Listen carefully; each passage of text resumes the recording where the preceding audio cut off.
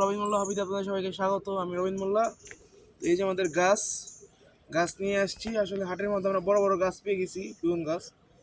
তো এগুলো আমরা বুনবো, পাশাপাশি আমরা মরিচ গাছ বুনবো এবং টমেটো গাছ বুনবো। এরকম আসলে এগুলো প্ল্যানিং, টমেটো গাছের প্ল্যানিং ছিল না, তা বাইরে দেখে নিয়ে আসছি।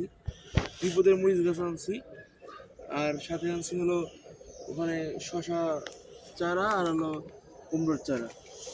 এগুলো অলরেডি আমরা বুনে দিছি। এগুলো আমরা বুনন করতেছি, আপনাদের আরও আপডেট নিয়ে আসবো আমরা ইনশাল্লাহ। তো পাশে থাকুন, আর আপনারাও খুব শীঘ্রই হাটে থেকে এগুলো সংগ্রহ করতে পারেন। যদি হাটে না পান তাহলে আপনাদের বীজতলা তৈরি করতে পারেন। কীভাবে বীজতলা তৈরি করতে হয় সেটা আমরা দেখাবো। আসলে এটা অনেকেই জানে, আসলে অনেকেই হয়তো হাসবে এগুলো শুনে যে আমরা এগুলো শিখাইতেছি আসলে, কিন্তু কিছু কিছু লোক বা কিছু কিছু ছেলে মেয়ে যারা নতুন, যারা এগুলোর সাথে যুক্ত না, তারা হয়তো এগুলো জানে না।